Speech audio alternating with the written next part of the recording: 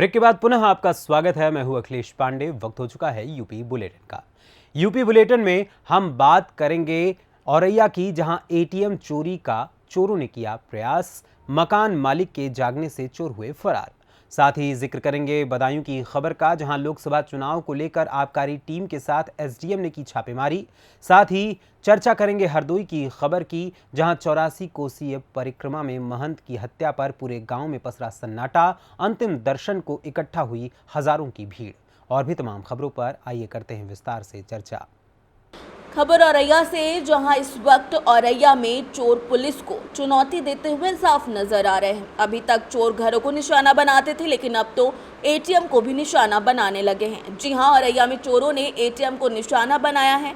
ATM को काट कर ले जाने का प्रयास चोरों ने किया है, लेकिन जिस वक्त चोर ऐसा कर रहे थे, उसी वक्त जिस घर में एटीएम लगा था उसके मालिक को पता चल गया, जिसके बाद उन्होंने अपनी लाइसेंसी बंदूक से 2 फायर किए, जिसके बाद चोर भाग खड़े हुए।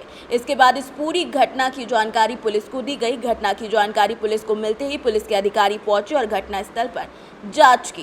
सर, एक रात में घटना हुई है एटीएम वाली, क्या है पूरा मामला? ये थाना फफून के अंतर्गत भाग्यनगर ब्लॉक के पास एक सेंट्रल बैंक ऑफ इंडिया का एटीएम लगा था। लगभग 12 सवा 12 बजे कुछ लोगों ने असफल प्रयास किया है उसे तोड़ने का।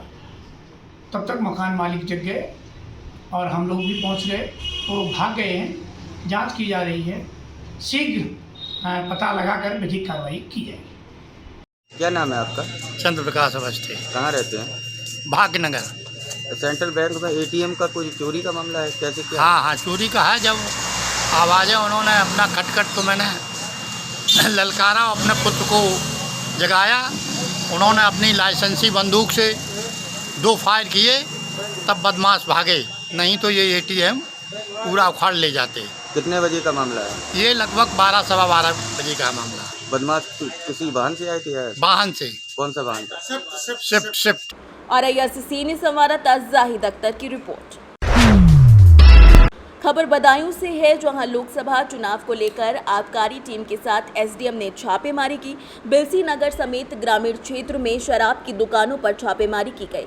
बता दें कि स्टॉक रजिस्टर समेत एक्सपायरी डेट को बारीकी से इस दौरान चेक किया गया। साथ ही साथ अनियमितताएं मिलने पर एसडीएम ने नाराजगी जाहिर की। बिलसी एसडीएम प्रवर्धन शर्मा और सीओ सुनील कुमार सिंह ने छापेमारी की। दोनों अधिकारियों ने शराब विक्रेताओं को आवश्यक दिशा निर्देश भी दे दिए हैं। साथ ही साथ अनियमितताएं मिलने पर रिपोर्ट बनाकर डीएम को भेजने के लिए भी कहा है। बिलसी की 2, नरैनी की 1, उघैती की 2 दुकानों को चेक किया गया। ये एक नियमित रूप से निरीक्षण किया गया है। लोकसभा सामान्य निर्वाचन 2024 के दृष्टिगत भी कार्य किया गया।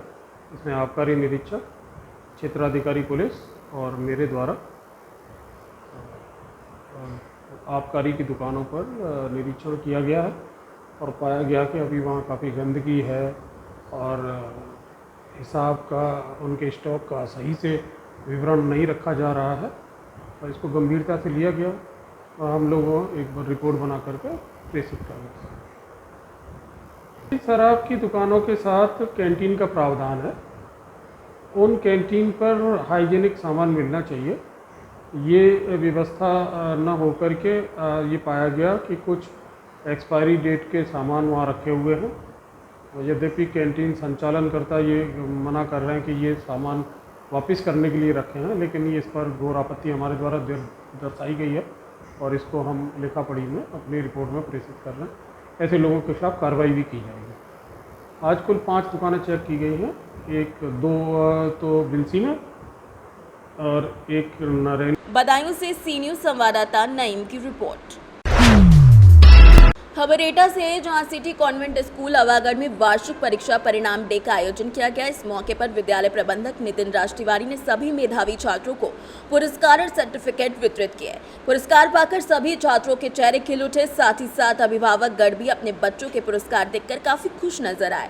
विद्यालय के प्रारंभिक शिक्षा के महत्व में सेमिनार आयोजन किया गया, जिसमें उपस्थित सभी अभिभावकों को विद्यालय के संस्थापक राजकुमार तिवारी के द्वारा प्रारंभिक शिक्षा को लेकर जागरूक किया गया व प्रारंभिक शिक्षा के महत्व को बताया। इस मौके पर राकेश परासर, नितिन शर्मा, रविकांत यादव, अश्विन यादव, रंजना राघव समेत कई शिक्षकगण मौजूद रहे। एटा से सीनियर संवाददाता राघवेंद्र अगरिया की रिपोर्ट। खबर हरदोई से, जहां बता दें कि नामिश की 84 कोसी परिक्रमा के चौथे पड़ाव गिरधरपुर गांव स्थित निबोस आश्रम के महंत मनीराम दास की मिश्रिक में परिक्रमा के दौरान हुई हत्या को लेकर शनिवार को पोस्टमार्टम के बाद उनका शव बेनीगंज के गिरधरपुर आश्रम पहुंचने पर ग्रामीणों का जमावड़ा उनके दर्शन को लग गया। बता दें कि बाबा मनीराम दास गिरधरपुर निबोस आश्रम से बीते 45 वर्षों से मुख्य पुजारी के रूप में कार्यरत थे। नागा संप्रदाय से जुड़े हुए थे।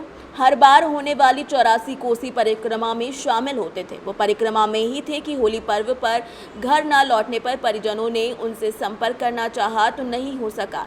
इसी बीच उनका शव मिश्रिक कोतवाली के सिधौली मार्ग किनारे रूपपुर की एक पुलिया के नीचे विकराल अवस्था में मिला, जिसके बाद हड़कंप मच गया। परिक्रमा मेला संतों द्वारा हुए धरना प्रदर्शन पर सतर्कता से आई पुलिस ने पूरे मामले की सघन जांच शुरू की। जानकारी करने पर पता चला कि आश्रम के दूसरे महंत दिनेश दास सहित 4 लोगों को मिश्रिक पुलिस ने हिरासत में लेकर मृतक बाबा से फोन पर हुई बातों को खंगालने में लगी हुई है। मौजूदा समय में इस मंदिर पर एक मंदिर की पूजा अर्चना बाबा मनीराम दास, वहीं दूसरे मंदिर की पूजा अर्चना बाबा दिनेश दास कर रहे थे। उपरोक्त घटना को लेकर यहां पहुंचे जितनी मुंह उतनी बातें चर्चा में प्रमुख रही। वहीं मंदिर और बाबा के प्रति अपनी आस्था रखने वालों के चेहरे पर दुख जाहिर दिखाई दिया। हरदोई से सी न्यूज़ संवाददाता आशीष की रिपोर्ट। खबर ललितपुर से, जहां शिक्षा का दान सबसे बड़ा दान कहा जाता है। शिक्षा हमारे जीवन को खुशहाल बनाती है, ये सब कुछ कहा उप जिलाधिकारी ने। अपर जिला जज ललितपुर के निर्देशन में विद्युत साक्षरता शिविर और बुंदेलखंड सेवा संस्थान द्वारा आयोजित महिला सशक्तिकरण जन जागरूकता और साक्षरता प्रमाण पत्र वितरण कार्यक्रम में साक्षर महिला पुरुषों को साक्षर प्रमाण पत्र वितरित किए गए। ब्लॉक सभागार कक्ष मड़ावरा में आयोजित कार्यक्रम में मुख्य अतिथि उप जिलाधिकारी मड़ावरा भूपेंद्र सिंह, विशिष्ट अतिथि रॉबिन सरकार, निदेशक शिक्षा इनिशिएटिव शिव नाडर फाउंडेशन नई दिल्ली विजयानंद, भुवन चतुर्वेदी शिव नाडर फाउंडेशन नई दिल्ली रहे। कार्यक्रम की अध्यक्षता बुंदेलखंड सेवा संस्थान के सचिव वासुदेव ने की। ललितपुर से सी न्यूज़ संवाददाता राकेश कुमार वैद की रिपोर्ट। फिलहाल के लिए इस यूपी बुलेटिन में बस इतना ही, लेकिन एक छोटे से ब्रेक के बाद पुनः हाजिर होंगे यूपी की एक और बुलेटिन के साथ और आपको रूबरू करवाएंगे यूपी की कुछ चुनिंदा और बड़ी खबरों से। तो आप देखते रहें सी न्यूज़ भारत, हर खबर आपके साथ, आपके हाथ।